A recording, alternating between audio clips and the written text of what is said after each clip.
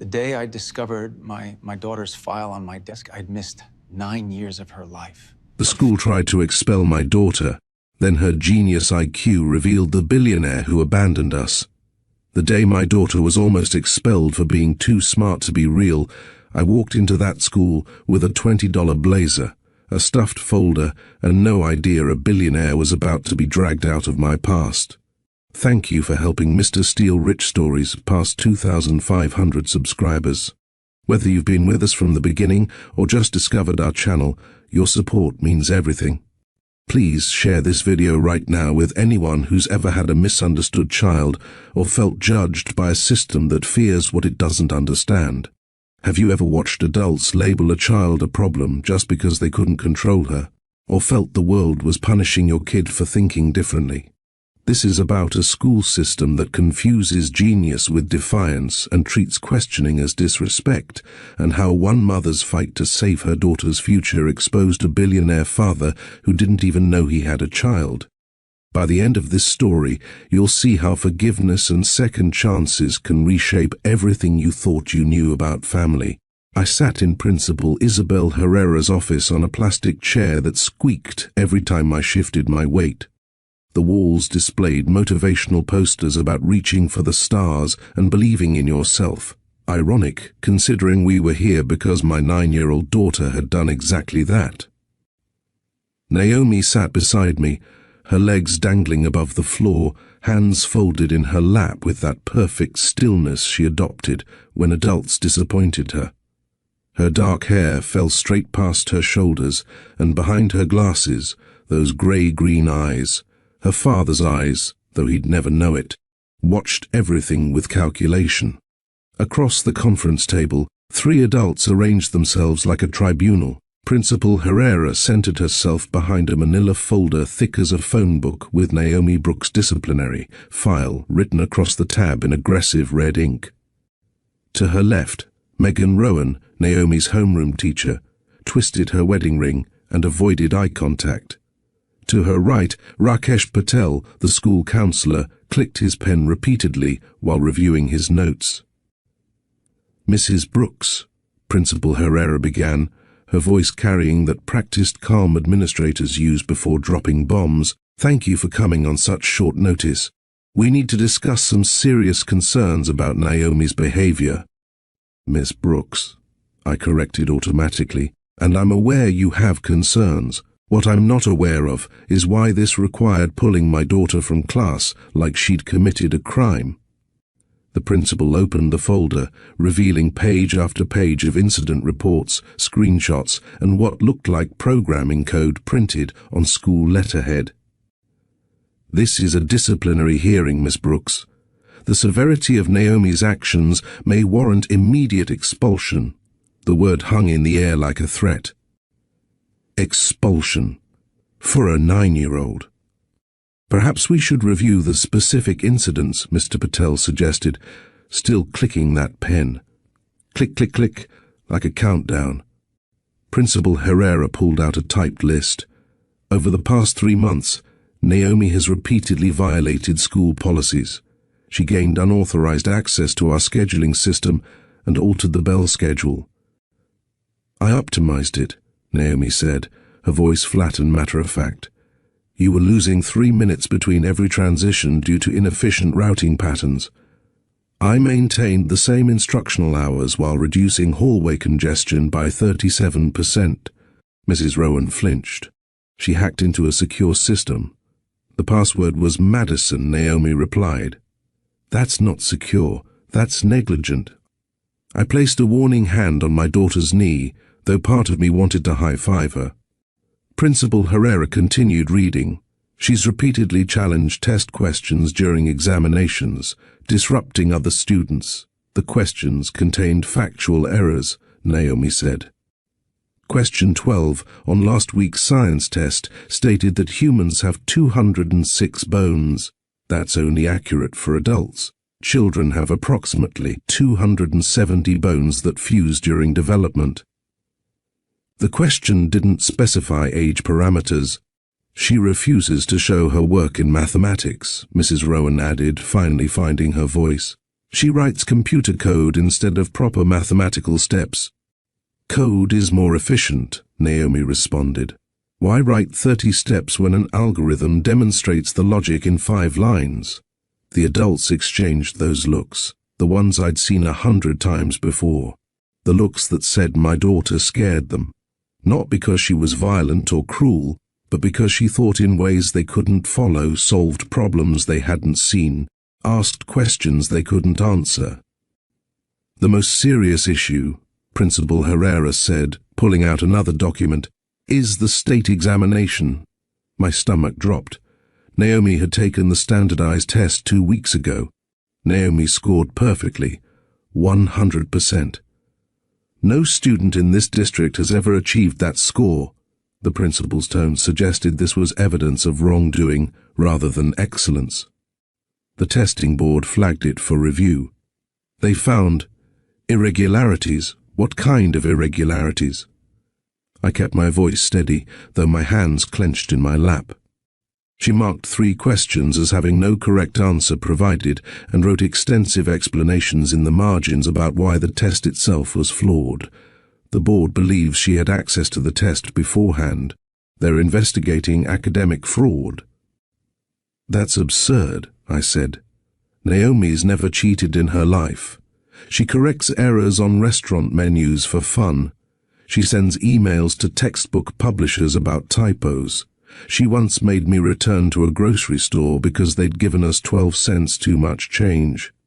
Nevertheless, Principal Herrera said, combined with her pattern of disruptive behavior, system breaches, and inability to follow standard procedures, we believe Naomi poses a threat to our learning environment. A threat.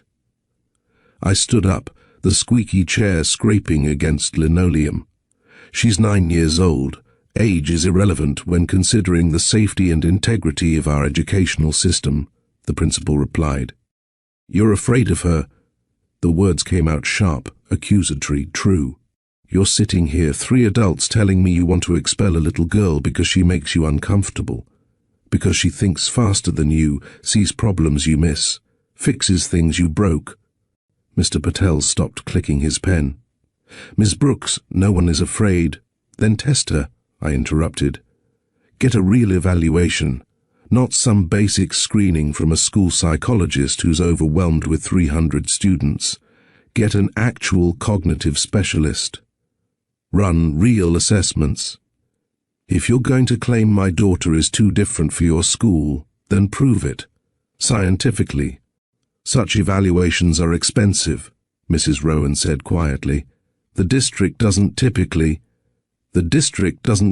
try to expel 9-year-olds for being smart either, but here we are. Principal Herrera closed the folder with deliberate finality. Very well. We'll suspend Naomi for 1 week while you arrange for an independent cognitive evaluation. If the results indicate she requires specialized education beyond our capabilities, we'll revisit placement options. If not, the expulsion recommendation stands. And if the evaluation shows what I already know, I asked, that she's exactly what she appears to be, a brilliant child who deserves education, not exile. I looked at my daughter, still sitting with that unnatural stillness, processing every word like data points in whatever vast calculation ran constantly behind those grey-green eyes. She was breaking their boxes simply by existing, and they wanted to punish her for it. Come on, Naomi. I gathered my purse, that $20 blazer suddenly feeling like armor made of tissue paper. As we reached the door, Principal Herrera called out, Miss Brooks, I hope you understand this is for everyone's benefit, including Naomi's. I turned back. No, Principal Herrera. This is about control. You can't control her mind, so you want to remove it from your environment. But I'll tell you something. I've fought battles with nothing but determination before. I've stood up to people who feared brilliance, who tried to dim lights they couldn't stare at directly. Last time, I lost more than I thought possible. I paused, hand on the doorknob, remembering another confrontation, another brilliant mind, another set of people who chose fear over understanding. That loss had a name, I said quietly. Cassiel Monroe. And if you think I'm going to lose again, you're severely mistaken. We left them sitting in their confusion, wondering who Cassiel Monroe was and why his name carried weight in my voice like a stone I'd carried for 10 years. Walking to our beat-up Honda Civic, I did quick math in my head. $83 in checking, rent overdue by 6 days, no credit cards left with space. An independent cognitive evaluation could cost thousands. But as I watched Naomi buckle her seatbelt with mechanical precision, I knew I'd find the money. Sell everything I owned if necessary. Because the last time I'd let the world convince me that different meant dangerous, I'd walked away from someone who needed understanding, not abandonment. That someone was Naomi's father, though she didn't know it yet, and that was a secret buried so deep I'd convinced myself it would never surface. I should have known better. Secrets have a way of rising when daughters inherit more than their father's eyes. 10 years before that disciplinary hearing, I was 20 years old and running on 3 hours of sleep and discount coffee. My life consisted of 3 part-time jobs that barely covered rent, night classes at community college where I studied business administration because it seemed practical, and caring for my mother, Marion Brooks, whose kidneys had decided to stage a slow rebellion against her body. My dreams were small enough to fit in the palm of my hand, a job with actual benefits, an apartment where the ceiling didn't leak when it rained, maybe one vacation somewhere that required a passport. I'd never been on a plane, never owned a car that didn't break down monthly, never had anyone tell me I was gifted or special or destined for anything beyond survival. Tuesday and Thursday evenings, I tutored at the Riverside Community Center, a concrete building that smelled like industrial cleaner and hope. $20 per session, cash, teaching basic computer skills to kids whose parents worked, doubles and triples like mine once had. I was good at explaining things, breaking down complex ideas into digestible pieces. But being good at something and being recognized for it were different universes in my world. The center's computers were ancient, donated by companies that probably claimed tax write-offs worth more than the machines themselves. Half the keyboards had missing letters. The monitors flickered like dying fireflies. But those kids showed up anyway, eager to learn, to touch technology that might lift them somewhere better. I understood that hunger. It lived in my bones like marrow. The day everything changed started with me wedged under a folding table, tangled in Ethernet cables, cursing whoever designed computer ports to be invisible from normal human angles. New computers had arrived, actually new, still in boxes, with that fresh electronics smell that meant possibility. You've got that component upside down. The voice came from above, casual and amused. I jerked, banging my head on the table's metal edge hard enough to see stars. Son of a... I bit off the curse, remembering we were in a building full of kids, even if they were in other rooms. A hand appeared in my field of vision, male, calloused in unexpected places, offering assistance. I grabbed it and let myself be pulled from under the table. The man attached to the hand wore faded jeans with honest wear at the knees, a grey t-shirt that had seen better decades, and work boots that actually looked worked in. His dark hair needed a cut, falling into eyes that were grey-green like the ocean before a storm. He held 2 cups of coffee, one of which he offered to me. "Peace offering for startling you," he said, "though technically the component is still upside down." I took the coffee, real coffee, not the instant powder the center provided, and inhaled its steam. "And you're an expert on component orientation?" I dabble. He set his own cup on the table and crouched beside the computer tower. With 3 economical movements, he had the part correctly installed. "Cassiel." "I'm supposed to be helping with the setup, Leighton." I watched him work, noting the efficiency of his movements, the way he handled the equipment like he'd done this 1,000 times. "You volunteer here?" "Starting today." He moved to the next box, breaking it open with practiced ease. The center director said they needed someone who knew computers. I know computers. That was like saying Shakespeare knew words. Over the following weeks, Casil became part of my Tuesday-Thursday routine. He'd arrive just as my tutoring sessions ended, always carrying 2 coffees, always in those same worn clothes that made him look like any other volunteer giving back to the community. We developed a rhythm. I'd teach the kids basic programs while he set up hardware, fixed printers, and somehow made our ancient network run faster than it had any right to. During breaks, we'd sit on the center's front steps, sharing stories that felt both intimate and carefully edited. He told me he'd studied economics and computer science and did consulting work that paid the bills. When I asked what kind of consulting, he'd wave his hand vaguely and say, helping companies make better decisions with their resources. It sounded boring enough that I didn't push for details. We talked about the kids, about education, about the way the world seemed designed to keep certain people in certain boxes. He mentioned his mother, Elena, who'd insisted he understand how most people lived, not just the lucky few. He spoke less fondly of his father, Gregory, who apparently believed charity should come with tax benefits and photo opportunities. My father thinks volunteering here is pointless, Casil said one evening as we waited for my bus. He says real change requires real money, not teaching a handful of kids to use spreadsheets. Your father sounds like an ass, I said, then immediately regretted it. Sorry, I didn't mean... No, you're right, he is. Casil's smile was rueful, but he's also not entirely wrong. These kids need more than computer skills. They need opportunity, access, connections. They need someone to give a damn, I countered. And you're here. That matters. He looked at me then with an expression I couldn't decode, something between admiration and sadness. You really believe that, don't you? Do individual actions matter?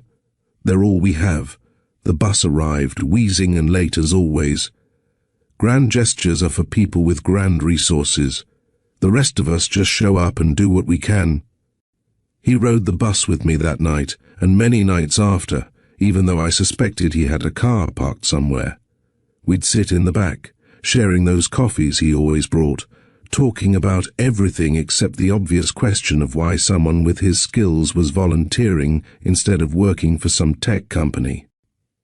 3 months into our friendship, because that's what I told myself it was, we were riding the late bus through downtown. The city lights blurred past rain-streaked windows, and exhaustion made me more honest than usual. Sometimes I think about leaving, I admitted, watching the buildings pass. Just getting on a different bus and seeing where it goes. Somewhere nobody knows me, where I could be anybody.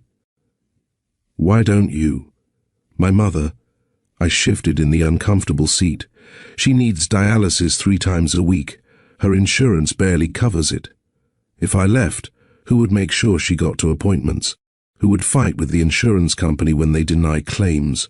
Who would make sure she takes her medications? Casil was quiet for so long I thought I'd killed the conversation. Then he said, most people would resent that responsibility. Most people didn't have Marion Brooks working 3 jobs to keep them fed. I pulled my jacket tighter. She gave up everything for me. The least I can do is stay. You're remarkable, he said quietly.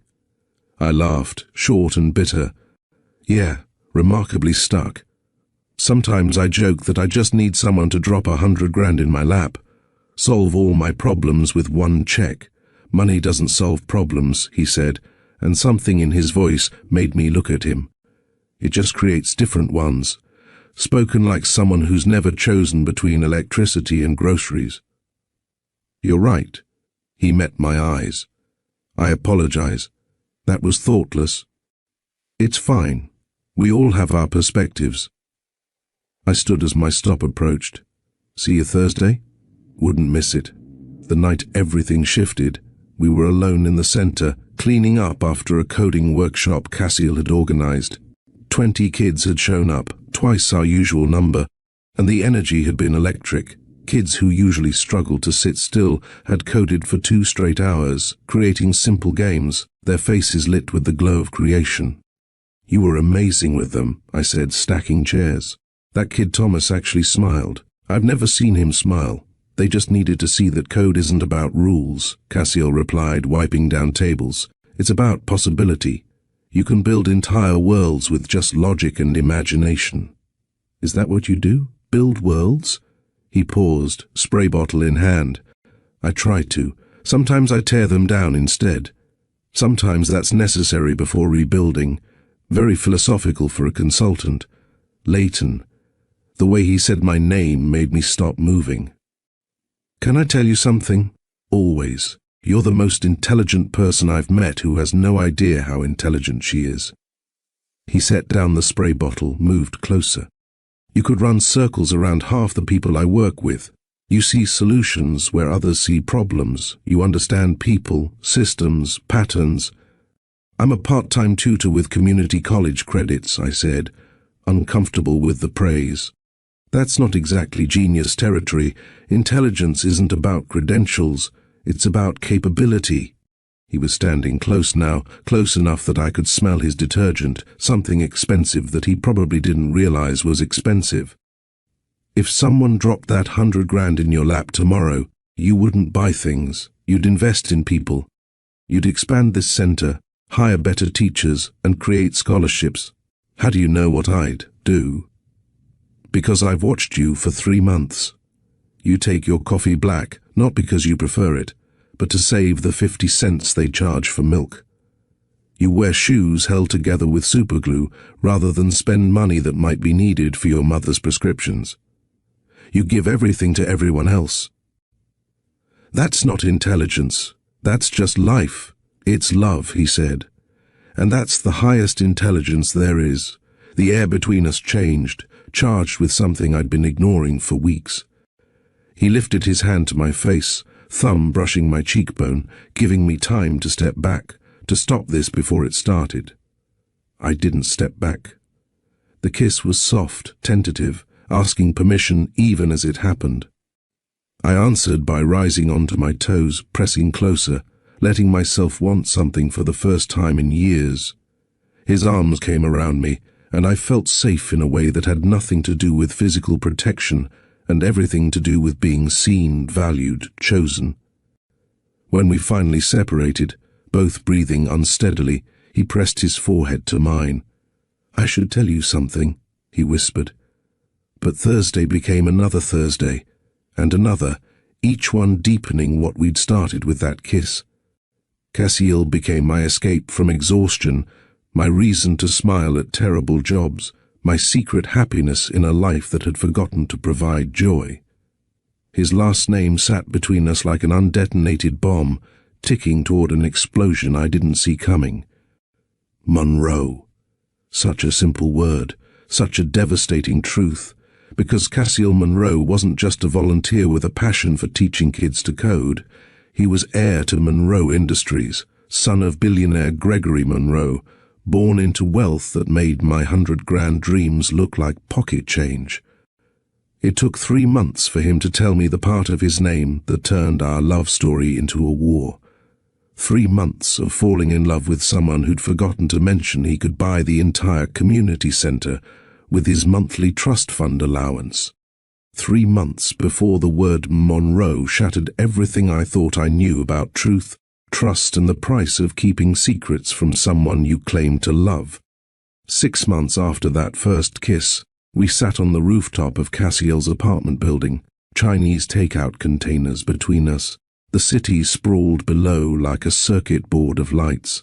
His place wasn't fancy, a converted loft in an artist district, exposed brick and pipes, the kind of place young professionals rented to seem bohemian. I'd teased him about slumming it with the common folk, but tonight he wasn't laughing at my jokes.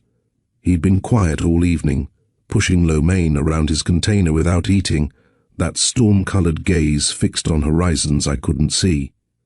"What's eating you?" I finally asked, setting down my chopsticks. "You've been weird all week." He looked at me then, really looked, like he was memorizing my face. "If you had to choose between an ugly truth and comfortable ignorance, which would you pick? Depends. Are we talking about you being secretly married, or running a cult, or maybe you're a crime lord who uses volunteer work as cover?" Leighton, the seriousness in his voice made my stomach flip. Truth. Always true. Lies have a way of growing teeth and biting you later. He nodded, set down his food, and stood to pace the small rooftop garden he'd cultivated. Tomatoes and herbs in recycled containers. Another part of his carefully normal life. "My father is Gregory Monroe." The name floated between us for a moment, before landing with its full weight. "Gregory Monroe," I repeated slowly, "as in Monroe Capital, as in the billionaire who owns half the commercial real estate in the city, founder and CEO of Monroe Industries, actually. The capital management firm is just one subsidiary." His voice was flat, factual, like he was reading a Wikipedia entry. "Net worth, approximately 4.7 billion at last Forbes estimate, and I'm his only son, heir apparent. One of those Monroes." I stood there, Chinese food cooling between us, processing this information like a computer with insufficient RAM. Monroe Capital. I'd seen their logo on buildings, read articles about their aggressive acquisition strategies, their habit of buying struggling companies and either reviving or gutting them for parts. "You're a billionaire." The words came out strangled. "My father is a billionaire. I'm just..." He gestured vaguely at himself, still in those worn jeans I'd thought were authentically working class. "I'm supposed to be his successor, the next Monroe to run the empire." A laugh bubbled up, inappropriate and unstoppable. Oh my God. All those times I complained about rich people, that rant about billionaires hoarding resources while community centers run on donations. He just sat there. What was I supposed to say? "Actually, my trust fund could buy this entire neighborhood." That would have been a start. I sank onto the rooftop's lone bench, head spinning. "Why didn't you tell me?" "Because the second I do, everything changes. You stop seeing Casil and start seeing Monroe money. Everyone does." He sat beside me, careful not to touch. "I wanted you to know me first, the real me, not the net worth." I thought about the past 6 months, his patience with the kids, the way he fixed things without being asked, how he listened to my mother's medical updates like they mattered. That was real. That had to be real. "Okay," I said finally. "So you're loaded. You're still the guy who taught Thomas to code, who rides the bus with me even though you probably have a Lamborghini." "Aston Martin," he corrected with a slight smile. "It's in storage." "Of course it is." He explained the rules then, the golden chains that came with the Monroe name. To access his trust fund fully, he had to work at Monroe Capital, learn the business, eventually take over. Marriage required board approval. They actually had a list of appropriate families, like some medieval alliance system. Public appearances, charity galas, maintaining the Monroe image. "I'm an asset," he said bitterly. "Not a son. An investment my father made that needs to show proper returns. So rebel. Walk away." People do it. With what? Every skill I have, every education I received, was paid for with Monroe money. Every connection, every opportunity. Walking away means starting from absolute zero. I started from zero. It's survivable. You started from zero with freedom. I'd be starting from zero with a target on my back. My father doesn't let assets depreciate quietly. 2 weeks later, everything shifted. Casil had met with his father that afternoon. I'd waited in his car in the Monroe Capital parking garage, feeling small among the Bentleys and Teslas. When he returned, his face was carved from stone. "He knows about you," Casil said, sliding into the driver's seat. "About us, and he's offering me a deal. Junior partner track, full backing for my tech ventures, but only if I stop playing in the sandbox. his words, and commit fully to the firm, meaning stop volunteering. Stop seeing me, stop pretending I'm not Monroe. His knuckles were white on the steering wheel. He's giving me a month to decide. There's nothing to decide. Tell him to shove his deal. It's not that simple. Freedom? He laughed, harsh and unlike him. You think there's freedom in poverty? You think those kids at the center are free? They're trapped by circumstance just like I'm trapped by wealth. At least they're honestly trapped. You're choosing your cage. That's easy for you to say. The words came out sharp, angry. You've never had the option of real power, real resources.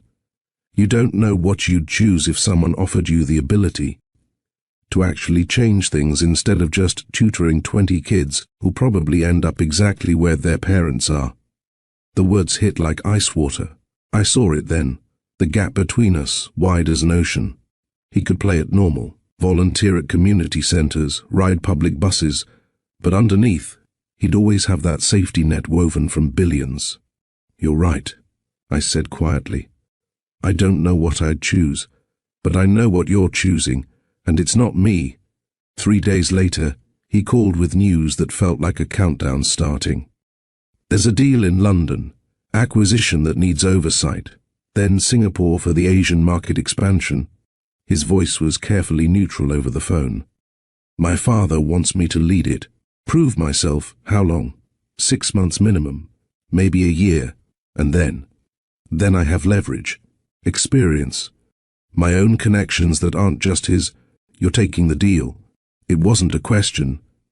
Come with me. The words rushed out. London, Singapore, wherever. I'll pay for everything, your mother's treatment, the best doctors, everything she needs. I thought about my mother, hooked to a dialysis machine 3 times a week, her whole life tethered to a 3-mile radius of the clinic.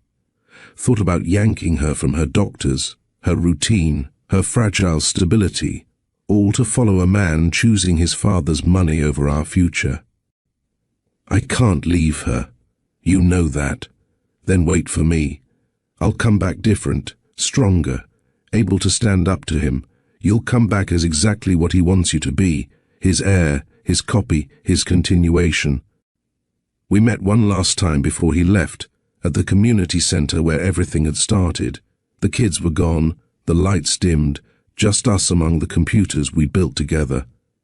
I love you, he said, holding my face between his palms. That won't change.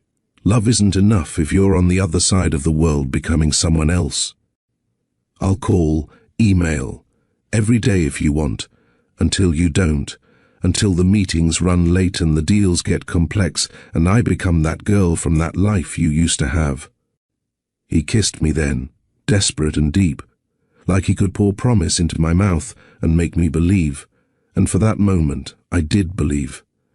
Believed that love could survive distance and different worlds, that he could navigate his father, empire, without becoming his father. I'll come back, he swore against my lips. Not as Monroe. As for myself, for you, I'll be here, I whispered, already knowing it was a lie. Already knowing that when he left, I'd have to close that door completely or spend my life waiting for someone who'd chosen money over love. At first he kept his promise. Calls at odd hours from different time zones, emails full of details about deals I didn't understand, and people whose names sounded like currency. He sent photos of London rain, Singapore skylines, hotel rooms that looked like magazines. Then the calls grew shorter. The emails became summaries instead of stories. 2 months in, I started getting his voicemail more often than his voice. 3 months in, my emails got brief responses. Crazy week. Will write more soon. Soon it never came. By month 4, my calls wouldn't connect. International routing error, the automated voice claimed. My emails started bouncing back. When I called Monroe Capital directly, I got transferred to an assistant named Victoria Shaw, who spoke in tones that could freeze fire. Mr. Monroe is occupied with essential business matters. If you'd like to leave a message, I can add it to his queue. His queue? I'm his girlfriend. I have no record of that designation. If you're pressed, please go through our public relations department. The line went dead. I sat there holding my phone, understanding with crystal clarity that I'd been erased. Whatever story Cassiel was telling himself in Singapore, it didn't include a community college girl from the wrong side of the city. I found out I was pregnant the same week I saw his photo in a business magazine. Cassiel Monroe, the next generation of Monroe leadership. He looked different, sharper suit, harder eyes, standing next to his father like a reflection in an expensive mirror. I sat on my bathroom floor, pregnancy test in one hand, magazine in the other, and laughed until I cried. Then I cried until I couldn't breathe. The irony was perfect. I finally had a piece of him that couldn't be taken away, couldn't be managed by assistants or controlled by his father. I made lists, practical ones. Pros, it's mine. I want it. I can love it enough for 2 parents. Cons, everything else. The cons didn't matter. This baby was mine, conceived in love even if that love had been dismantled by distance and dollars. I tried one more time to reach him, wrote a letter, actual paper and ink, mailed to Monroe Capital with personal and confidential marked across it. Short, factual. Cassiel, I'm pregnant. The baby is yours. I'm not asking for anything, just thought you should know. If you want to be involved, you know where to find me. If not, I understand. Leighton. No response. The silence became his answer. Naomi was born on a Tuesday during a thunderstorm that knocked power out across half the city. She came out silent, eyes wide open, studying the world like she was cataloguing its flaws. The nurse said she'd never seen a newborn look so alert, so aware. She had Cassiel's eyes, that grey-green that changed with the light, his dark hair, my stubbornness and my mother's quiet strength. Perfect, and mine, and never his. I considered sending him a photo, one last attempt. Then I remembered Victoria Shaw's voice, the designation I didn't have, the queue where my message would sit. My daughter wouldn't be an item in anyone's queue. So I gave her my name, Naomi Brooks, and promised her something I couldn't guarantee but would die trying to deliver, that she'd never have to beg for space in anyone's life, never have to prove she was worthy of love, never have to know that her father had chosen wealth over meeting her. The world could be cruel to brilliant girls who didn't fit in boxes, but it wouldn't be cruel because her father was too busy being a billionaire to answer a letter about her existence. If you've ever carried everything alone, fighting for your child when the other parent vanished into their better life, hit that like button right now. Comment, I'll fight for my kids if you understand what it means to be both parents, both the strength and the softness, both the defender and the comforter. And subscribe to Mr. Steele Rich Stories, because these stories of single parent strength need to be heard. The signs were there from the beginning, though I didn't have the vocabulary to name them. Naomi didn't cry like other babies, she observed. At 6 months, she'd track conversations between adults like she was following tennis matches, those grey-green eyes moving from speaker to speaker with unsettling focus. By 18 months, while other toddlers were mastering mama and dada, Naomi was constructing complex sentences with subordinate clauses. I don't want milk because it makes my stomach feel wrong instead of just no milk. She'd build block towers not for height but for structural integrity, testing load-bearing configurations like a tiny engineer. At 3, riding the bus home from daycare, she asked why the moon followed our bus but not the other cars. When I explained about distance and relative motion, she nodded seriously and said, "So it's not really following. We just think it is because our brains like patterns that aren't there." 3 years old.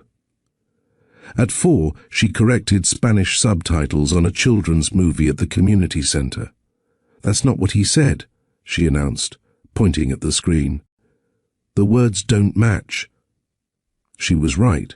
The translation was simplified, dumbed down, and Naomi had taught herself enough Spanish from educational videos to notice.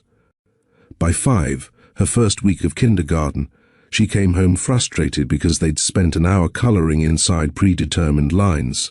Why do they want us to stay inside fake boundaries someone else drew? And why do we get stars for not thinking of better ways to fill the space? I didn't have an answer that would satisfy her. The truth that most of the world rewards conformity over creativity seemed too heavy for a 5-year-old to carry.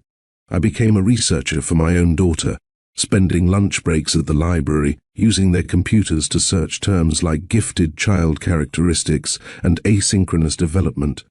The articles I found described Naomi perfectly, but offered little practical advice for single mothers making $30,000 a year. Private schools for gifted children cost more than I made. Enrichment programs ran during work hours. Specialized tutors charged rates that might as well have been in foreign currency for all the chances I had of affording them. So I improvised. Turned grocery shopping into math games. If bananas are 69 cents a pound and we have $3, how many pounds can we buy? What if they're on sale for 20% off? I answered her endless questions, even when exhaustion made my brain feel like wet cotton. When she asked why shadows changed size, we spent weekends tracking sundial patterns on our apartment's walkway. When she wondered about infinity, we watched YouTube videos about mathematics until my head spun. But late at night, after she'd finally worn herself out with questions, I'd lie awake terrified I was failing her. What if her mind needed something I couldn't provide? What if my limitations became her cage? The first parent-to-teacher conference that went sideways happened when Naomi was in preschool. Mrs. Henderson, a woman who'd been teaching for 30 years, sat me down with the expression of someone delivering a terminal diagnosis. Naomi is extremely disruptive, she began, folding her hands over Naomi's file. She constantly questions instructions, refuses to participate in group activities if she finds them illogical, and she corrects other children in ways that hurt their feelings. She corrects them? How? Yesterday, a boy said his father was the strongest man in the world. Naomi informed him that statistically that was impossible, and then explained how muscle mass relates to body weight ratios. I bit my lip to keep from laughing. She's 4, exactly. 4-year-olds shouldn't talk like that. It's not normal. That word would follow us through every school year like a shadow we couldn't shake. In first grade, Mrs. Williams pulled me aside after class. Unlike Mrs. Henderson, she had warmth in her eyes alongside concern. "Your daughter is extraordinary," she said. "But extraordinary children face extraordinary challenges. Some people are going to be scared of how quickly she thinks, how much she sees. Don't let them dim her light, but prepare her for the resistance." That night, I sat with Naomi at our scratched kitchen table, her homework finished in 10 minutes while other kids would spend an hour, and tried to find the right words. "Baby, some people might not understand the way you think. Because I'm weird?" She said it matter-of-factly, already internalizing the label. "Because you're exceptional, and exceptional makes some people uncomfortable. But you listen to me. Never, ever make yourself smaller to fit in someone else's box. The world needs minds like yours, even if it doesn't know it yet." Third grade was when the system really began pushing back. Naomi had devoured the entire year's reading list by October, then moved on to programming tutorials she found online. She'd finish assignments in minutes, then spend the rest of class time writing code in her notebook or reading about quantum mechanics on a tablet. I'd saved 6 months to buy her. The problems started small. She'd point out inefficiencies in classroom routines. Why did they line up alphabetically when organizing by height would move faster? Why did they copy vocabulary words 5 times when studies showed that was less effective than using them in context? Then came the scheduling incident. Naomi had noticed the school was losing 3 minutes between every class transition due to poorly planned bell schedules and hallway routes. She calculated that over a school year, students lost nearly 8 full instructional days to inefficiency. So she did what seemed logical to her. She fixed it. She accessed the school's scheduling system through a password she'd seen a teacher type and rewrote the bell schedule. She didn't add or remove time, didn't give anyone extra recess or shorter classes. She simply optimized the existing schedule for maximum efficiency. The administration lost their minds, not because she was wrong, her schedule was objectively better, but because a 9-year-old had exposed their security flaws, shown more initiative than their planning committee, and done it all without permission. They called it hacking, made it sound malicious, criminal even. She violated school security protocols, Principal Herrera had said in our first meeting about it. She improved your system, I countered, for free.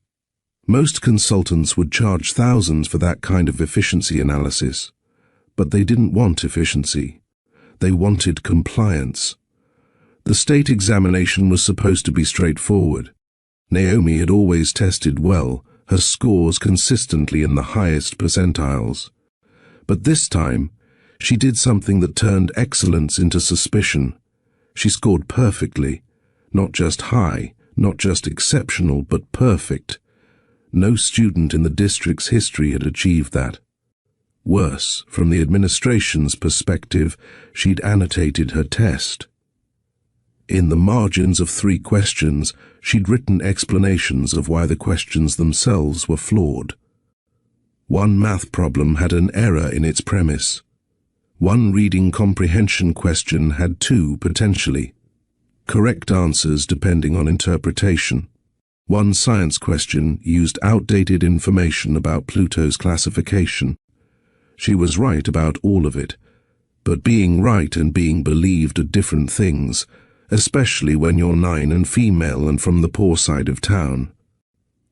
The testing board flagged her exam for review. The word irregularities appeared in formal letters.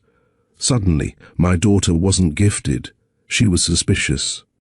The change in Naomi was gradual, then sudden. She stopped raising her hand in class, even when she knew answers.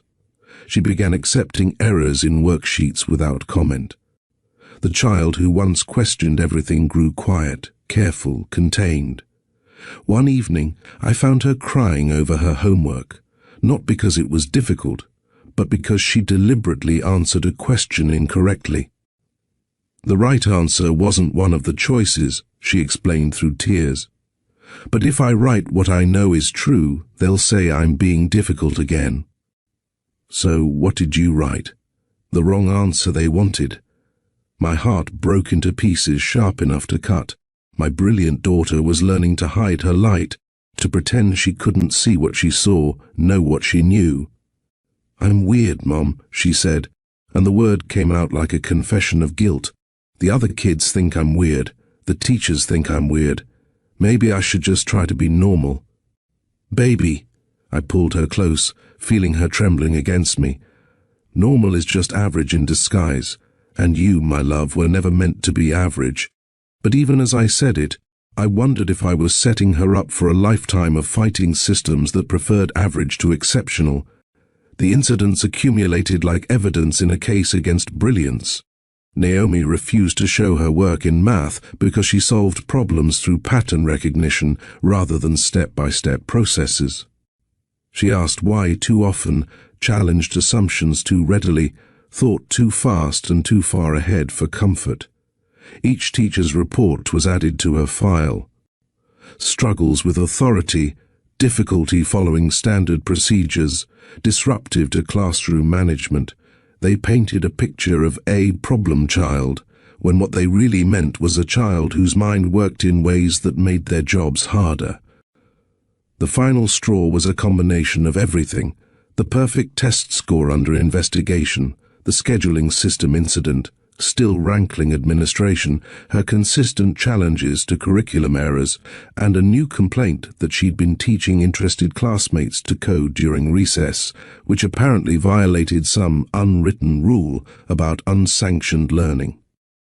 Principal Herrera's email requesting an urgent disciplinary meeting arrived on a Tuesday. By Thursday, I was sitting in that squeaky chair, watching 3 adults discuss my daughter's future like she was a problem to be solved, rather than a mind to be nurtured. That's how we ended up in that office, with my daughter's whole future hanging on people who mistook brilliance for misbehavior. They had no idea that this fight would wake the ghost of Cassiel Monroe, that their attempt to expel a 9-year-old would ultimately lead to a billionaire discovering he had a daughter. They saw a problem child with a disruptive mother. They had no idea they were about to trigger a revolution. After leaving Principal Herrera's office, with Naomi's suspension notice in hand, I drove straight to the public library.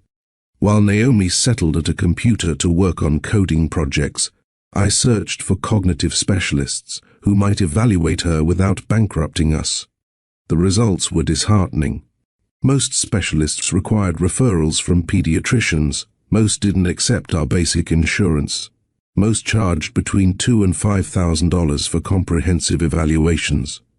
I had $83 in my checking account, and rent was already 6 days late. "Mom, what are you looking for?" Naomi appeared at my shoulder, those grey-green eyes scanning my screen faster than I could minimize it. "Just some information about testing," I said vaguely. "For me, not a question. Because they think I'm cheating when I'm not. They don't understand how your mind works, baby. We need someone who can explain it to them." She nodded, processing this with her usual efficiency. "You're worried about money. I'll figure it out. The evaluation costs approximately $3,000 based on market rates in our area," she said, having clearly read my screen. "Our current financial reserves are insufficient. Sometimes I forgot she was 9. Sometimes she spoke like the adult she'd eventually become, analyzing problems with cold precision that reminded me so much of her father it made my chest ache. I said I'll figure it out. She studied me, then nodded once. "I believe you will." Her faith was both beautiful and terrifying. I couldn't fail her. Not this time. Not when her future depended on it. That evening, after Naomi went to bed, I called every specialist in a 50-mile radius. Most receptionists gave me the same answer: 3-month waiting list minimum, insurance pre-approval required, deposit of at least $500 to secure an appointment. On my 14th call to a Dr. Eliza Taylor, I expected the same response. Instead, a woman answered directly. "Dr. Taylor speaking." I stumbled through my rehearsed speech about needing an evaluation for my gifted daughter who was facing expulsion. "Expulsion?" Her voice sharpened. "How old is your daughter?" "9, and they're threatening expulsion. For what exactly?"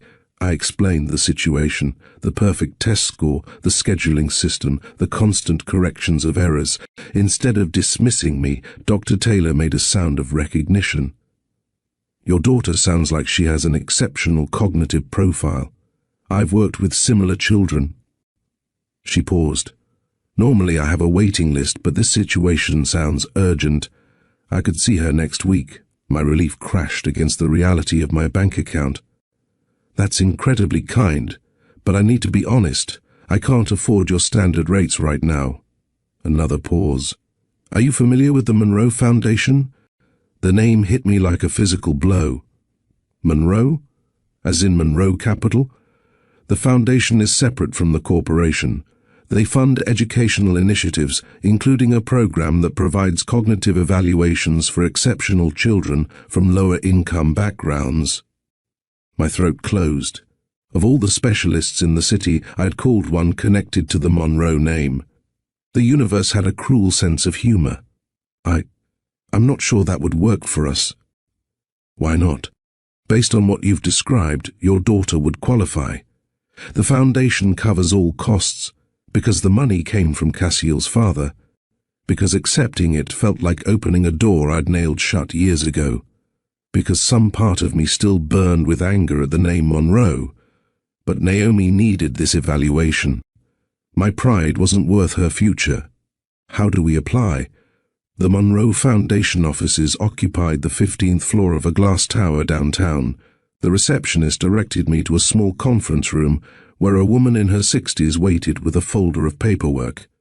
"Ms. Brooks, I'm Margaret Winters, program coordinator for the Educational Access Initiative. She extended her hand. Dr. Taylor spoke highly of your daughter's situation. I shook her hand, trying not to stare at the Monroe Foundation logo on the wall behind her, a stylized M that looked too much like the one I'd seen on Cassiel's cufflinks years ago. Thank you for seeing me on such short notice. We prioritize cases where children are at risk of educational displacement. She slid the folder toward me. The application is straightforward. Basic information, financial verification, and permission for Dr. Taylor to share her findings with the Foundation. I flipped through the forms, scanning for catches, for traps, and if she qualifies, the Foundation covers everything? Everything. The evaluation, any recommended educational interventions, even private school tuition, if that's what Dr. Taylor recommends. It sounded too good to be true. Why would the Monroe family care about kids like Naomi? Margaret's expression softened. Gregory Monroe's wife, Elena, was identified as profoundly gifted as a child. Her family couldn't afford proper educational support, and she struggled for years before finding her path. Before she passed away, she established this foundation to ensure other children wouldn't face the same barriers. Elena Monroe. Cassiel had mentioned her. The mother who insisted he understand how most people lived. The mother who died when he was in college, whose loss had shaped him in ways I'd only glimpsed. The current director continues her mission with particular attention to children who show exceptional promise in mathematics and computer science, Margaret continued. Who is the current director? I asked, though I already suspected the answer. Cassiel Monroe, Gregory's son. I left the foundation with approved paperwork and an appointment for Naomi with Dr. Taylor the following Tuesday. The entire drive home, my thoughts churned with the impossible coincidence. Cassiel was funding programs for gifted children. Cassiel might indirectly pay for his own daughter's evaluation without ever knowing she existed. The irony was almost too perfect. That night, I sat at our kitchen table long after Naomi had gone to bed, staring at the Monroe Foundation paperwork. Was I using them? Was I betraying some ethical principle by accepting help from the family of the man who'd abandoned me without knowing about his child? Or was I betraying Naomi by hesitating to use every resource available to help her? I thought about calling the foundation, asking to speak directly to Cassiel, finally telling him about Naomi. But what would that accomplish now, after 9 years of silence? Would it help Naomi, or would it just satisfy my need for him to acknowledge what he'd left behind? In the end, I signed the papers. Naomi's needs came before my complicated feelings about her father. If the Monroe money could open doors for her that I couldn't, I'd swallow my pride and walk through them. Dr. Taylor's office was nothing like I'd expected. Instead of sterile white walls and uncomfortable chairs, it looked like a cross between a library and a playroom. Bookshelves lined with academic texts stood beside tables covered with puzzles, building blocks, and what looked like scientific equipment. Dr. Taylor herself was a woman with short silver hair and rectangular glasses that magnified her sharp eyes. She greeted us with a firm handshake for me and a respectful nod for Naomi. "You must be Naomi Brooks," she said, addressing my daughter directly. "I understand you've been having some difficulties at school." "They think I'm cheating because I see solutions they don't expect," Naomi replied, her voice matter-of-fact. Dr. Taylor's mouth quirked. "That happens to people whose minds work differently than the standard model. Would you like to find out how your mind works?"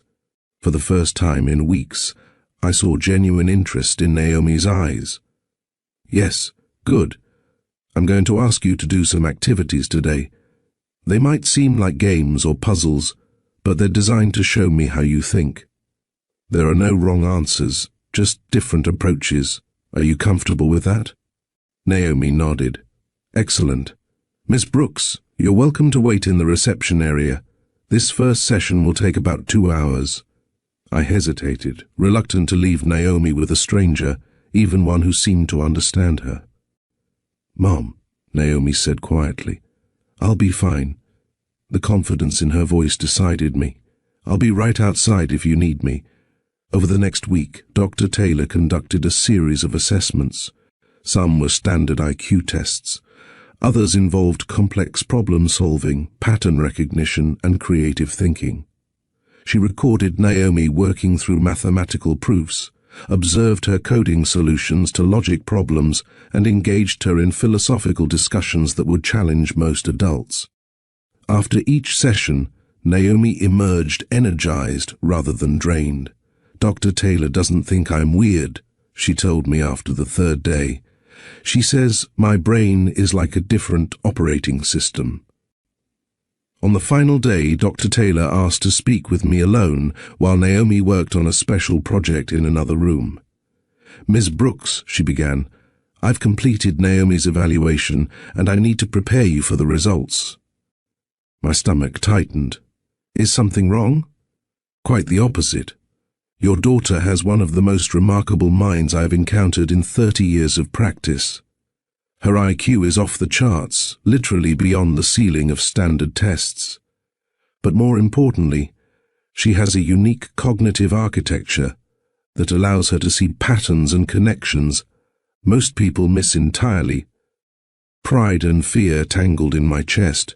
What does that mean for her education? It means a standard classroom will never serve her needs. It would be like asking an Olympic sprinter to walk in slow circles all day, not just boring, but actively harmful to development. So what do we do? Private school? I can't afford. The Monroe Foundation will cover it, Dr. Taylor interrupted gently. There's a school specifically designed for children like Naomi, the Athena Academy for Exceptional Learners. It's expensive, yes, but with the foundation support, it's an option. And if we don't get her into a place like that, Dr. Taylor's expression grew serious.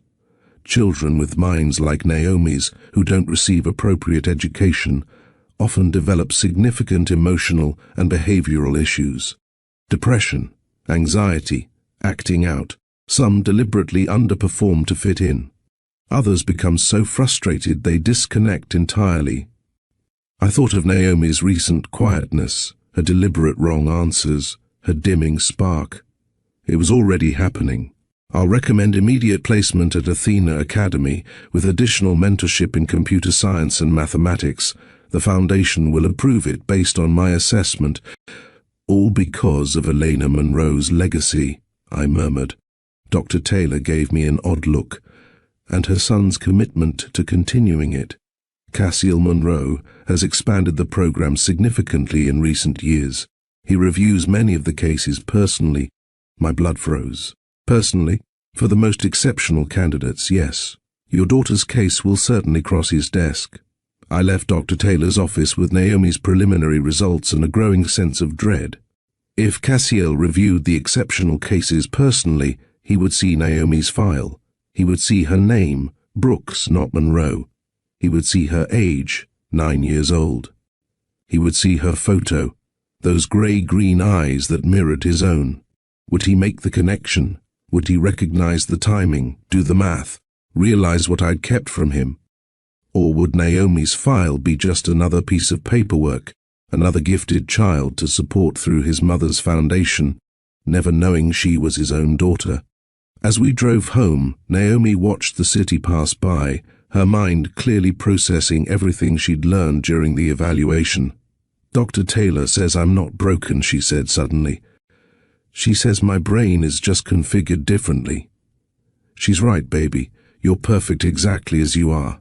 She says there's a school where kids like me learn at their own pace, where asking questions is good, not disruptive. The Athena Academy. We're going to try to get you in there. Naomi nodded, satisfied. I calculated the probability of acceptance based on Dr. Taylor's confidence level and the Foundation's historical approval rate. It's approximately 94.3%. I gripped the steering wheel tighter. That's very precise. I like precision. She turned those eyes, his eyes, to me. Mom, who funds the Monroe Foundation. The question I'd been dreading. A family called the Monroes. They're very wealthy. Why would they pay for my school? Because your father is one of them. Because you're a Monroe too, even if you don't know it. Because the universe has a twisted sense of humor. They believe every child deserves the right education, even if their parents can't afford it. Naomi considered this. That's statistically unusual for wealthy people. Yes, I agreed, thinking of Cassiel's mother, the woman who'd insisted he understand how most people lived. Yes, it is. What I didn't tell her was that we were now on a collision course with her father. That Dr. Taylor's report would land on Cassiel Monroe's desk. That the past I'd buried was about to resurface in ways I couldn't control. The ghost of Cassiel Monroe was stirring, and I had no idea what would happen when he discovered the daughter he never knew existed. While we waited for Dr. Taylor's official report to make its way through the Monroe Foundation's approval process, Naomi's suspension ended. I walked her back into school, both of us tense with anticipation. The hallways felt hostile now, the fluorescent lights too harsh, the motivational posters on the walls suddenly sinister in their bland encouragement. Principal Herrera met us at the office, her smile tight and professional. "Welcome back, Naomi. I trust you've had time to reflect on appropriate school behavior." Naomi looked at her with those clear, assessing eyes. "I've reflected on systems that prioritize compliance over learning, yes." I squeezed her shoulder in warning. We needed to get through the next few weeks without further incident, just until the Foundation approved her transfer to Athena Academy. "What my daughter means," I interjected smoothly, "is that we've had productive conversations about working within established frameworks." "Excellent." Principal Herrera handed Naomi a hall pass. "You may go to class now." Naomi hesitated, looking up at me. "It's okay," I assured her. "Remember what we talked about. Sometimes the smartest move is to play by their rules until you can change the game." She nodded, understanding the strategy if not agreeing with it, and walked down the hall with her characteristic precision, each step deliberate, her backpack perfectly centered on her narrow shoulders. "Miss Brooks," Principal Herrera said once Naomi was out of earshot, "I hope you understand that while we're allowing Naomi to return pending the evaluation results, we're watching closely. Any further incidents will result in immediate action." "I understand completely," I replied, matching her professional tone, "and I hope you understand that I'm watching closely too. Any unfair targeting of my daughter will result in immediate action from me as well." Her smile tightened further. "We're simply enforcing standard policies, and I'm simply protecting my child. Have a wonderful day, Principal Herrera." I walked out feeling like I'd won a small battle in what was becoming an exhausting war, but wars require resources, and mine were dangerously depleted. I headed straight to my shift at the local diner, where I'd picked up extra hours to cover the rent I still hadn't managed to pay. Meanwhile, in an office I'd never seen, in a building I'd only glimpsed from the outside, Cassiel Monroe was about to receive a file that would change everything. Cassiel Monroe's office occupied the top floor of the Monroe Foundation building, deliberately separate from the Monroe Capital headquarters where his father still reigned. The foundation was his domain, the one place where Gregory Monroe's influence was limited by legal structures and Cassiel's absolute control of his mother's legacy. He sat at his desk that morning, reviewing the latest batch of exceptional candidate files. This was his favorite part of the job, identifying children with extraordinary potential and ensuring they received the support his mother never had. Each approval felt like a small victory against the educational system that had failed Elena Monroe until she was nearly an adult. His assistant, James, placed a new stack of folders on his desk. The priority cases from Dr. Taylor just arrived. She specifically flagged the top one as urgent. Cassiel nodded, already reaching for the file.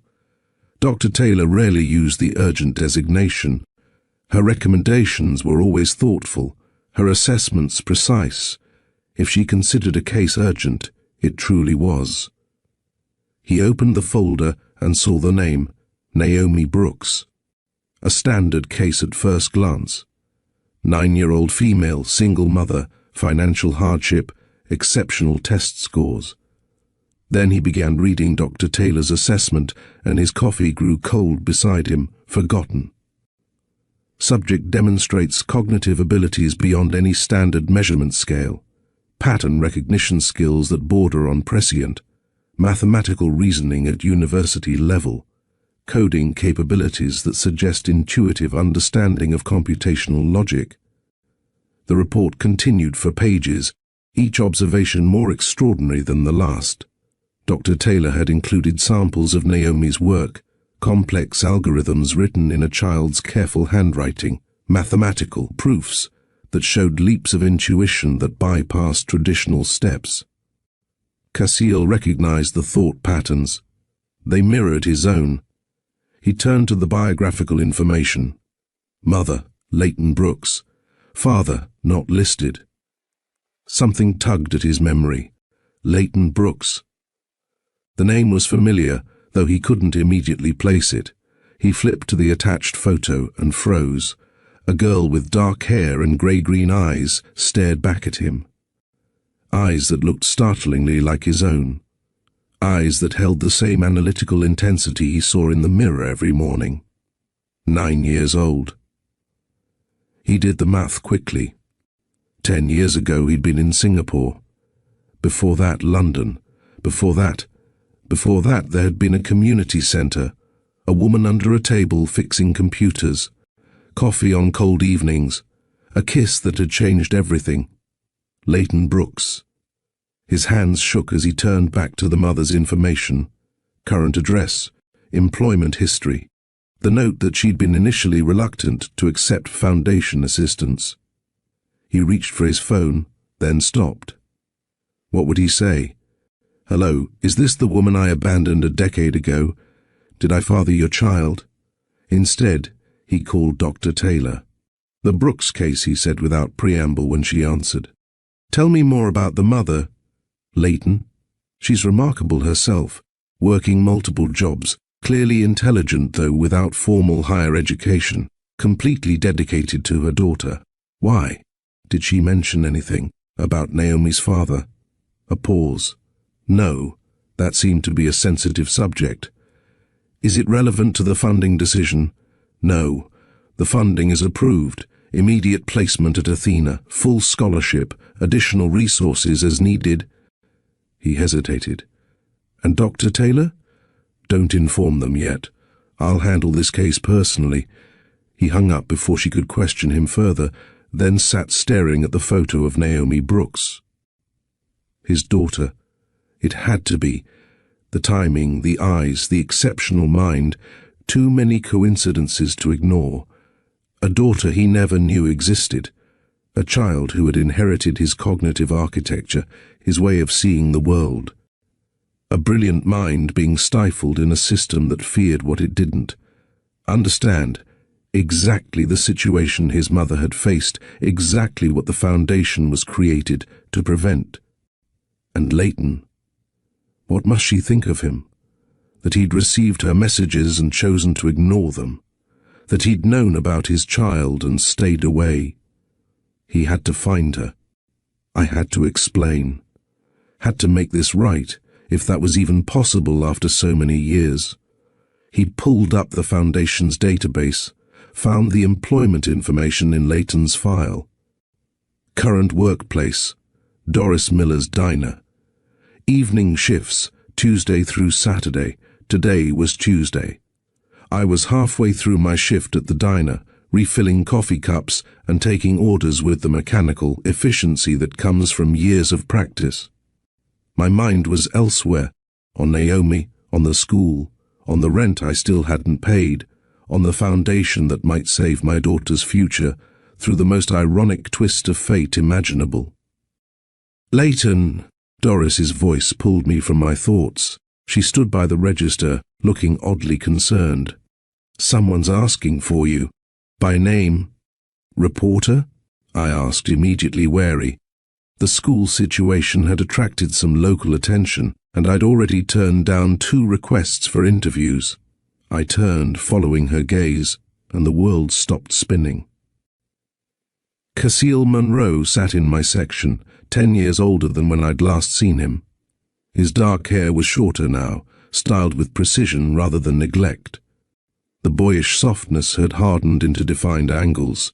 He wore a charcoal suit with the jacket removed, sleeves rolled to expose forearms I remembered too well, tie loosened at his throat. Those grey-green eyes, Naomi's eyes, found mine across the diner. My coffee pot nearly slipped from suddenly numb fingers. Shock gave way to anger, then a strange calm. I'd imagined this moment 1,000 times over the years.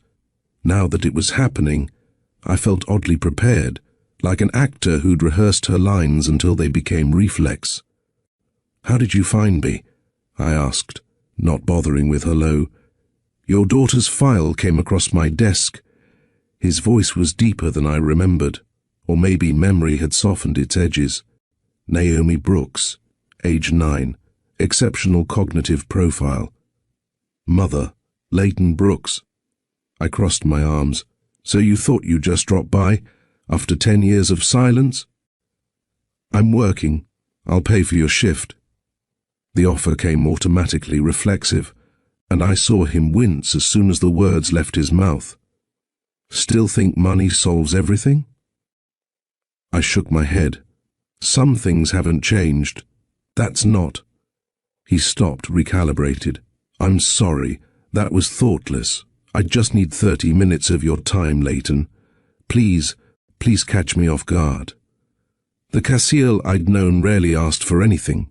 Cassiel who'd become Monroe never had to. "My break's in 15 minutes, I said finally. "You get until it's over." When I returned, I slid into the booth across from him, keeping the table between us like a shield. "Is she mine?" he asked without preamble. The directness was almost refreshing. "She's 9 years old. Do the math." He closed his eyes briefly, like a man absorbing a physical blow. "Why didn't you tell me?" "I did." The words came out sharper than I intended. "You chose not to hear. That's not possible." His hands, still those same hands that had once traced patterns on my skin, clenched on the table. I would never have ignored something like that. And yet, he looked at me then, really looked, with an intensity that made me want to turn away. "She has my eyes." "Yes, and she's brilliant. The report says her cognitive architecture is unlike anything they've seen." "Yes." He exhaled slowly, a sound somewhere between wonder and devastation. "I have a daughter." The words hung between us, simple and world-changing. At that moment, I saw something crack in the polished exterior of Cassiel Monroe, Billionaire. For the first time in our conversation, I glimpsed the man I'd once loved, the one who felt things deeply beneath his analytical surface. "I tried to reach you," he said after a long silence. "When I came back from Singapore, I called your old number. It was disconnected. I emailed. They bounced. I sent letters to your apartment. They came back marked, 'Return to sender.' You expect me to believe that? It's the truth." He ran a hand through his hair, a gesture so familiar it made my chest ache.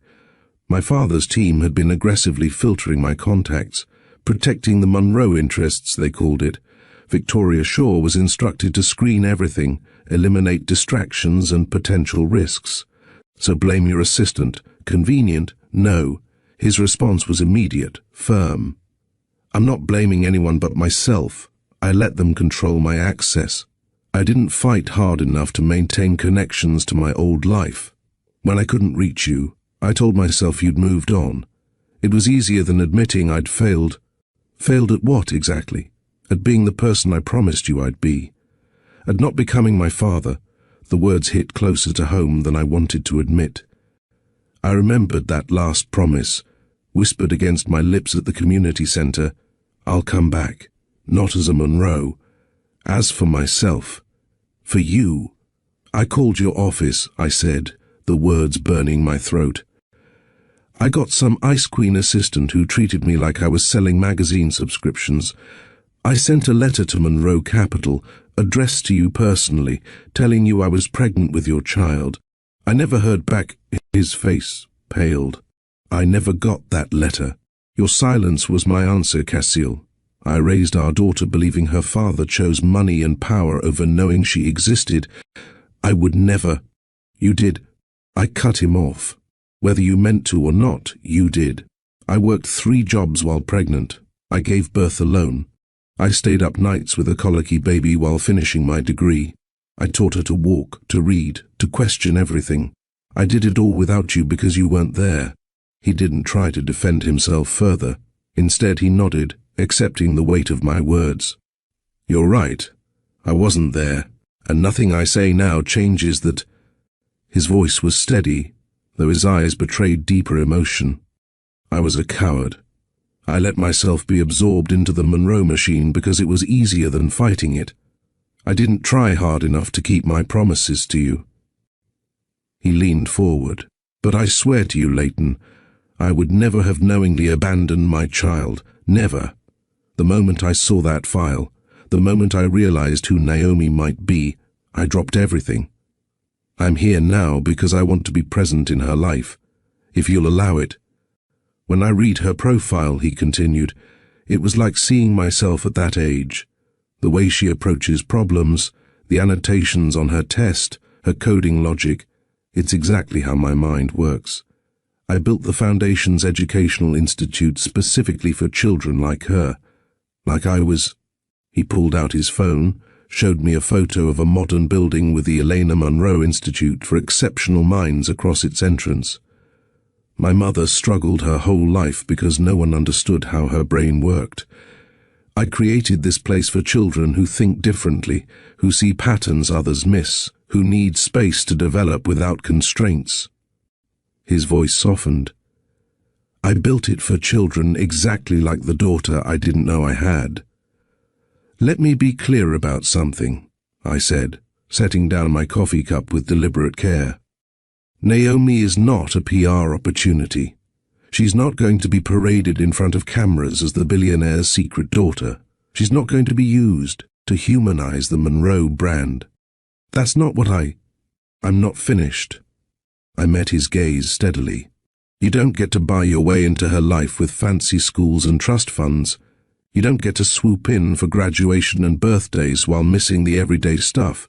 If, and that's a massive if, you become part of her life, you're in for science fair projects and nightmares and arguments about bedtime.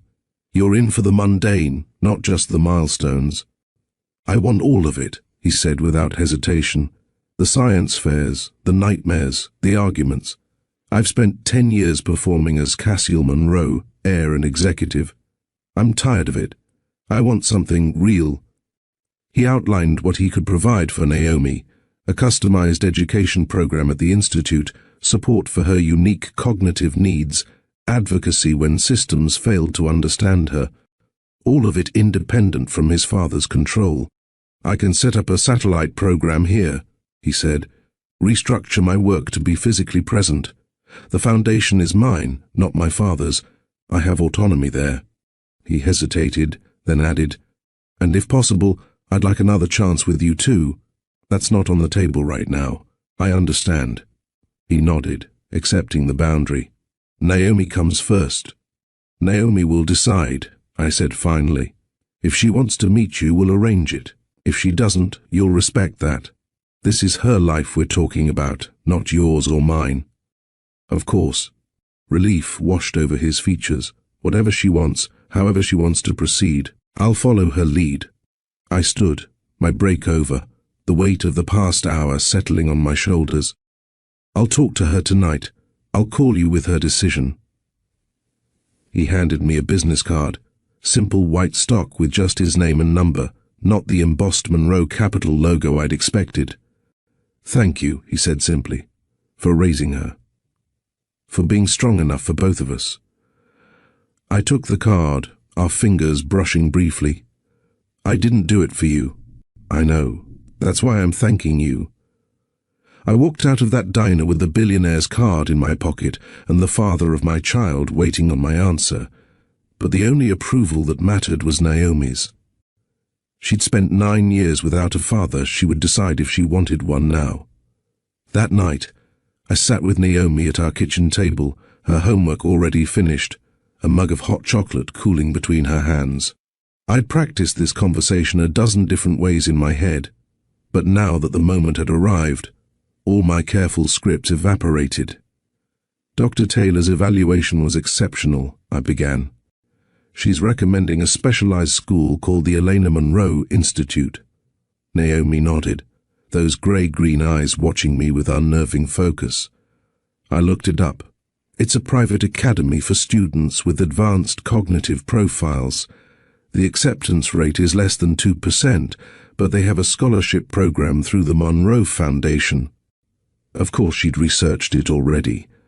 That's right. The founder is Expel Monroe. She took a careful sip of her chocolate. He looks like me. My breath caught. You found pictures of him? Google has 127 images of him from various business publications and charity events. She set down her mug with precision. We have the same eyes, the same hair, and based on the timeline of your relationship with him that I calculated from things you've mentioned over the years, plus my date of birth and standard gestation period, there's a 98.7% probability that he's my biological father. 9 years old. 9 years old, and she'd pieced it together from fragments I'd let slip over the years. Is he my dad? She asked directly. Yes, I answered, equally direct. Expel Monroe is your father. Naomi absorbed this confirmation with the same careful analysis she applied to everything. Her fingers tapped a pattern on the table. 3 quick, 2 slow, repeat. A self-soothing behavior she developed when processing complex emotions. I feel angry, she said finally, because he wasn't here, and curious, because I want to know why, and a little excited, because I've always wondered what he was like. She looked up at me. Is that okay, to feel all those things at once? It's more than okay, I assured her. It's completely normal. Did you love him? The question was soft, almost hesitant. Yes, I said, very much. Do you still love him? I considered lying, simplifying, but Naomi deserved honesty. I loved who he was 10 years ago. I don't know who he is now. I'm learning, just like you would be. She nodded, processing this. I want to meet him. Once. Here, not at his office or some restaurant. I want to see him in our space. Are you sure? Yes. Her certainty was absolute. I need data to form an accurate assessment. 2 days later, at precisely 6 o'clock, our doorbell rang. Naomi, who had been pacing the apartment since 5, straightened her shirt and looked at me. I'll get it, she said. I nodded, giving her control of this moment. She walked to the door with the deliberate steps of someone approaching a scientific experiment, turned the knob, and pulled it open. Expel stood in our hallway, visibly nervous in a way I'd never seen him. He'd dressed down, dark jeans, a simple button-down shirt, no watch or cufflinks or other markers of wealth. His hair was slightly disheveled, as if he'd run his hands through it repeatedly on the drive over. For a long moment, father and daughter simply looked at each other. The resemblance was startling. The same intensity of focus, the same slight tilt of the head when analyzing something new. Hello, Naomi said finally. You have heterochromia. Your left eye has more green than your right. Expel blinked, then smiled. Yes. It's subtle, but it's there. You have it too. I know. Mom says it makes my eyes change color with my mood. May I come in? Naomi stepped back, a scientist allowing an experiment to proceed. You may. We sat at our kitchen table, the same one where I'd confirmed to Naomi that this man was her father. Cassiel perched awkwardly on one of our mismatched chairs, looking simultaneously too large for our small apartment and somehow smaller than I remembered him. Naomi wasted no time. "Why didn't you know about me?" Cassiel met her gaze directly. "Because I didn't try hard enough to stay connected to your mother. I let other people, assistants, executives, control my communications. When your mother tried to tell me about you, those people intercepted her messages. Did you ever try to find Mom after you left?" "Yes, but not well enough. I called numbers that were disconnected.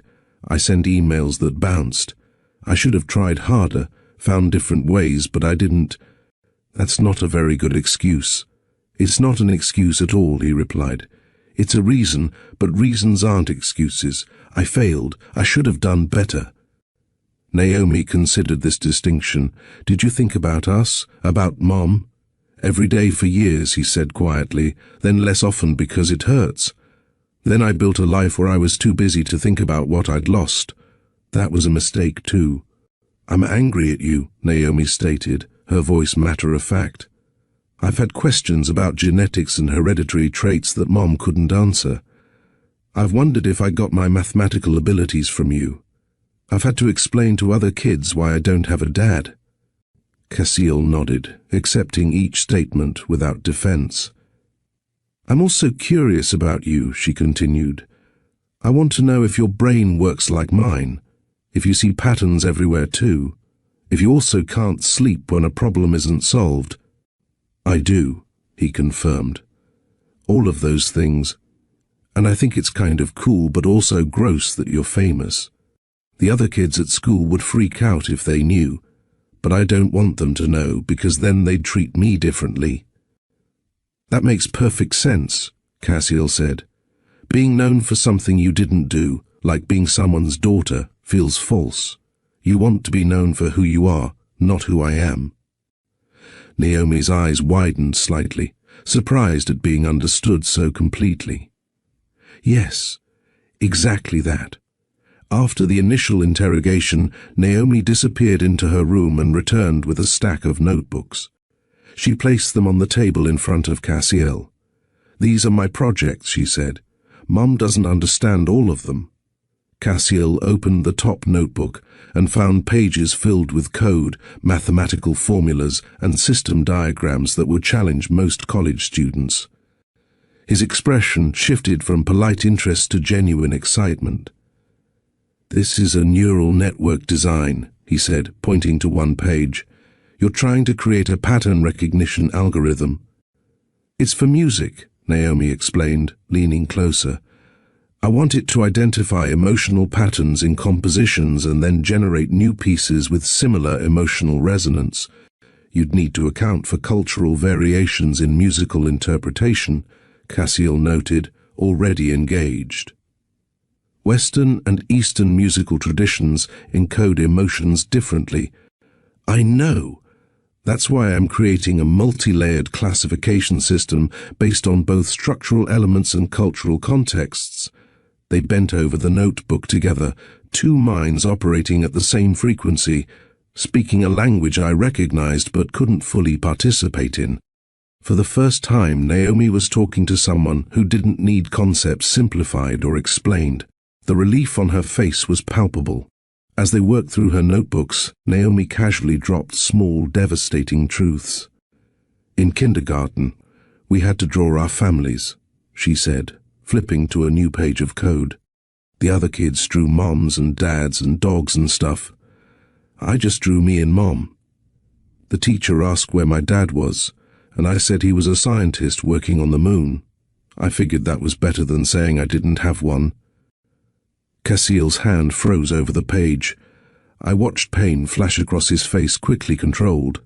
"I'm sorry," he said simply. "I should have been there for that assignment. And all the others." "You can't change that now," Naomi replied, practical as always. "No, I can't, but I can be here for future assignments, if you'll let me." "Maybe," she said, neither accepting nor rejecting. "It depends on your behavior going forward. Past performance is not always indicative of future results, but it's a significant data point. A smile touched his lips. That's fair. I observed their interaction from the kitchen counter, preparing a simple dinner while they talked. The scene was surreal. Cassiel Monroe, billionaire tech mogul, sitting at my scratched IKEA table, his designer shoes on my discount carpet, learning who his daughter was after 9 years of absence. He moved awkwardly in our small space, clearly unused to kitchens where you could touch both walls by stretching your arms. When I asked him to grab plates from the cabinet, he opened 3 wrong doors before finding them. When Naomi corrected his mental calculation of a complex equation, he laughed with genuine delight instead of wounded pride.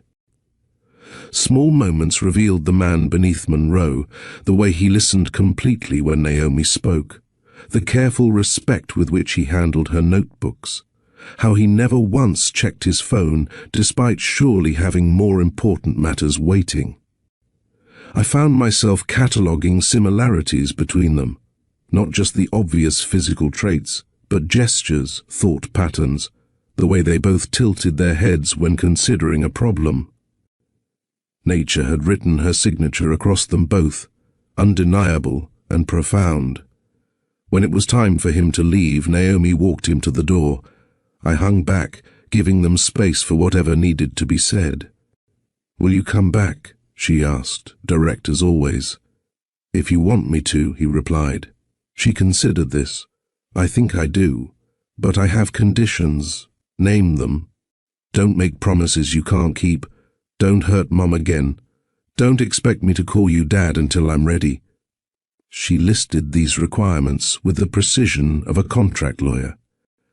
"And if you disappear again, I'll disown you, even if you are a billionaire." "Those are excellent terms," he said seriously. "I accept them all." After he left, Naomi returned to the kitchen where I was washing dishes. "He's acceptable," she announced. "For now. On probation." I smiled despite myself. "That's generous of you. I told him if he hurts you again, I'll disown him." She climbed onto a stool, watching me rinse plates. "Can I actually do that legally? Disown a parent? Not until you're 18. Then I'll develop a time machine." She said it with such conviction that for a moment I almost believed she could. "Nobody gets to hurt you, Mom. Not even my biological father." The fierce protectiveness in her voice made my throat tight. "Thank you, baby. Besides," she added, practical as ever, "if he messes up, we still have his foundation scholarship. Dr. Taylor already approved it." I laughed then, a real laugh that cleared some of the tension from the evening. My brilliant, calculating daughter had already figured out how to separate the benefits from the man who provided them. Would you let someone back into your life after a mistake this big, if they showed up ready to change? Comment, earn it if you believe in second chances with accountability. Like this story if you understand that family is complicated, messy, and worth fighting for. And subscribe to Mr. Steele Rich Stories for more powerful family twists that will keep you wondering what happens next. The weeks after that first meeting established a pattern. Cassiel would text before visiting, always asking if the timing worked for us rather than assuming his schedule took priority. He'd bring educational games or coding tools for Naomi, but check with me first about whether they aligned with our values. When the school suspension ended, he attended the follow-up meeting with Principal Herrera. He didn't dominate the conversation or throw his name around. Instead, he listened, asked thoughtful questions, and suggested resources for teachers working with exceptional students. "The issue isn't Naomi," he explained to the administration. "It's a system designed for a different kind of mind. With proper training, your staff could better support students like her." He offered to fund professional development workshops on gifted education through the Monroe Foundation, not as a personal favor, but as part of the foundation's existing educational outreach. The school accepted eagerly. At home, he deferred to my established rules about screen time, bedtime, and homework completion. When Naomi tried to play us against each other, Dad would let me stay up to finish this algorithm, He backed me without hesitation. "Your mom's rules apply even when I'm here," he told her. "The algorithm will still be there tomorrow." The consistency surprised me. I'd expected grand gestures followed by gradual disappearance. Instead, he showed up for the mundane, helping with math homework, listening to Naomi explain why a particular video game had flawed physics, sitting through dinner conversations about school politics that couldn't possibly interest a billionaire. He was earning his place, one ordinary day at a time. The first time Naomi called him Dad without apparent calculation. A casual thanks, Dad, when he helped with a difficult coding problem. His eyes filled with tears, he quickly blinked away. She pretended not to notice, but later told me privately he passed the gratitude test. He didn't make it about himself. My daughter, the relationship scientist, measured her father's worthiness one interaction at a time. The school's attitude transformed with remarkable speed once they realized who Naomi's father was, a fact I found both satisfying and irritating. The same administrators who had wanted to expel her now spoke of nurturing exceptional talents and individualized educational approaches. Principal Herrera and Mrs. Rowan attended the Monroe Foundation's training on cognitive diversity. They returned with a new vocabulary and, more importantly, new understanding. "We've misread Naomi," Principal Herrera admitted during our next meeting, "and likely others. What we saw as defiance was often frustration with systems that didn't accommodate her thinking style. The school that had once compiled a disciplinary file thick enough to be a novel now quietly bragged about their exceptional student to district officials. They implemented some of Naomi's efficiency suggestions. They created an advanced coding club with her as a founding member. "They're only doing this because of who your father is," I told Naomi privately, wanting her to understand the hypocrisy. "I know," she replied, typing code without looking up. "But their motivations are irrelevant if the outcome benefits other students like me." Her pragmatism sometimes startled me.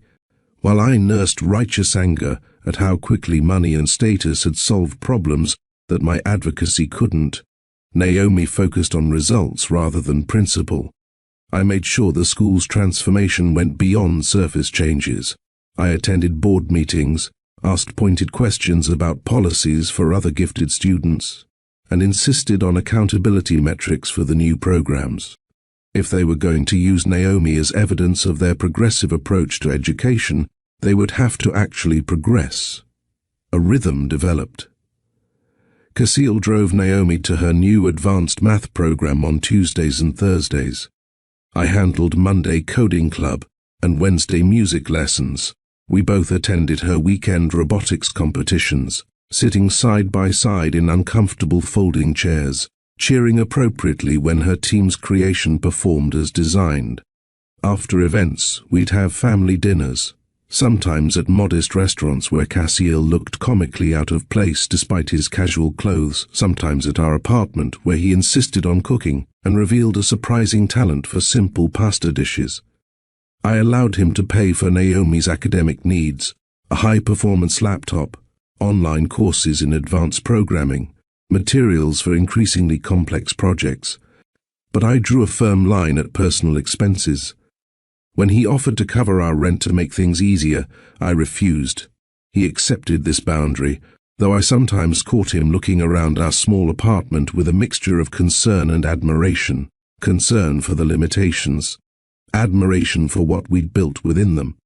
The real healing happened late at night, after Naomi went to bed.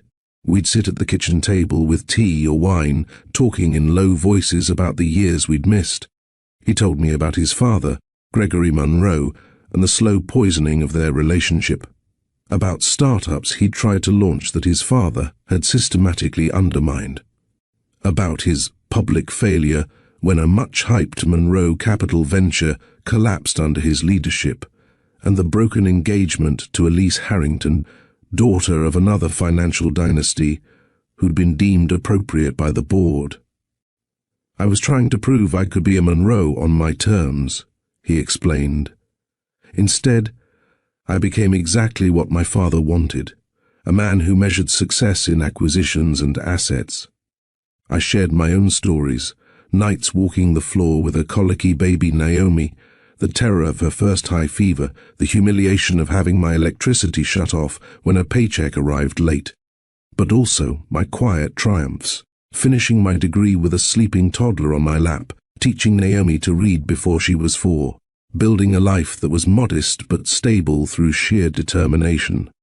These conversations rebuilt something between us, not the passionate romance of our youth, but a deeper understanding. We were no longer the people who had fallen in love a decade ago. We were more complex, more scared, more real. 3 months after Cassiel re-entered our lives, we stood side by side at my kitchen sink, washing dishes after a family dinner. Naomi had gone to her room to work on a project, leaving us in comfortable silence punctuated by the clink of plates and the soft splash of water. "You've changed," he said, handing me a glass to dry. 10 years and a child will do that. It's more than time. He paused, considering his words. "You know yourself now. You're centered in a way you weren't before. Less willing to bend for others' comfort." I smiled slightly. "You mean I'm less accommodating? I mean you're stronger, more certain of your worth." He accepted the dried plate I handed back. "It suits you.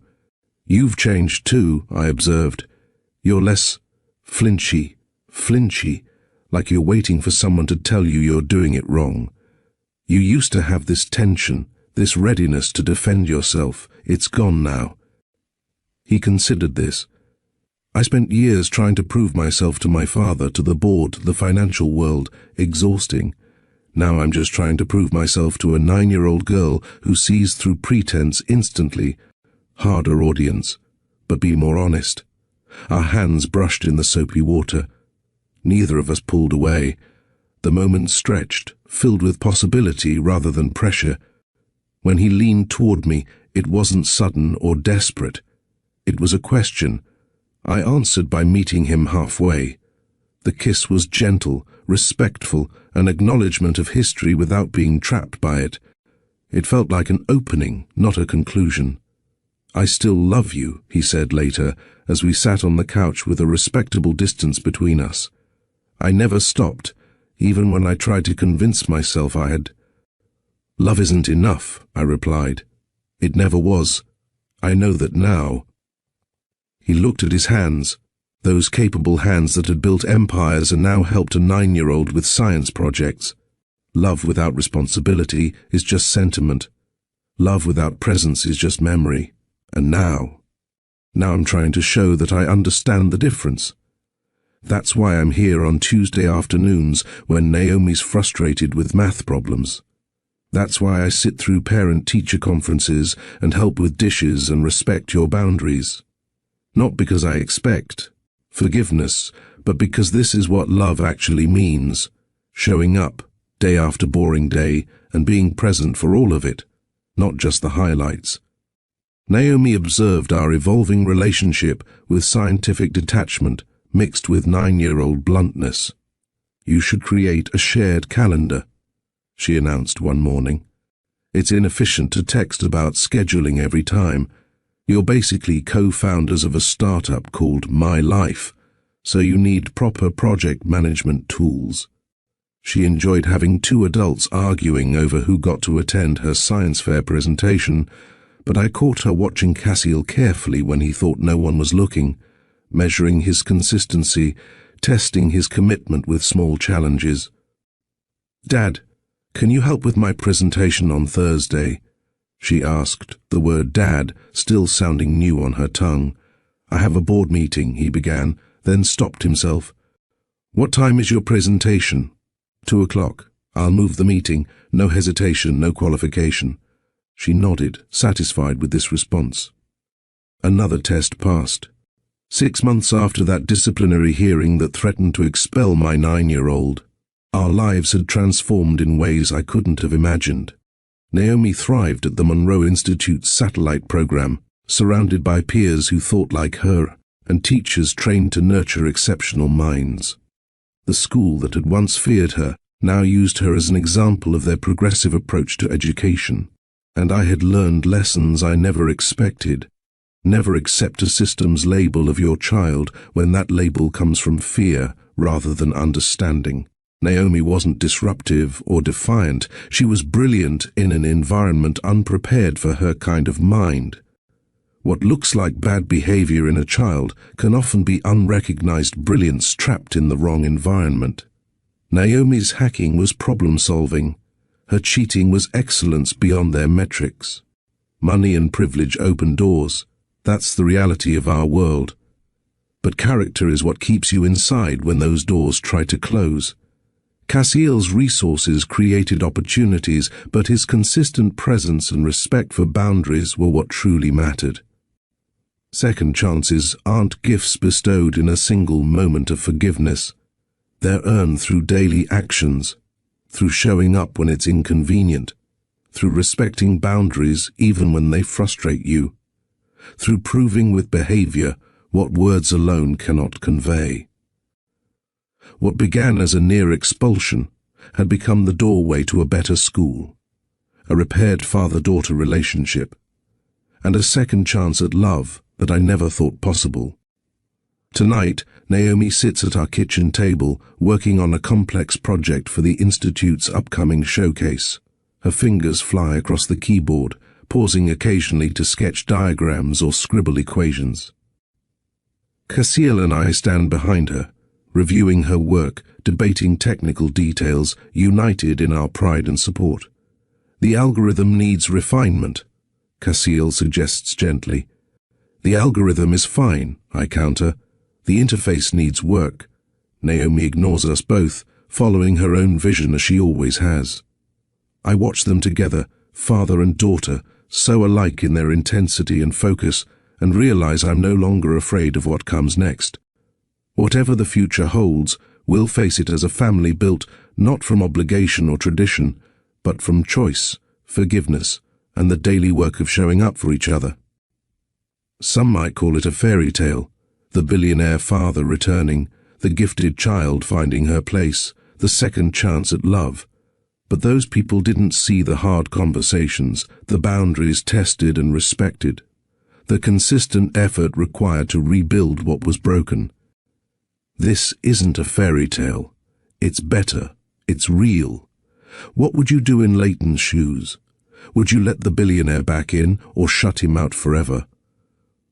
Comment below with your thoughts on second chances and what it takes to truly earn forgiveness. If you've ever been misunderstood, if you've ever had to fight for your child in a system that didn't see their brilliance, please like and share this story. These experiences are more common than we realize, and sharing them helps others feel less alone. And please subscribe to Mr. Steele Rich Stories so these lessons and stories can reach more people. Your engagement, your likes, comments and shares is what has helped us grow beyond 2,500 subscribers and allows us to keep bringing you powerful stories that matter. Because in the end, whether we're talking about billionaires or everyday heroes, the most valuable currency isn't money. It's showing up day after day for the people who matter most.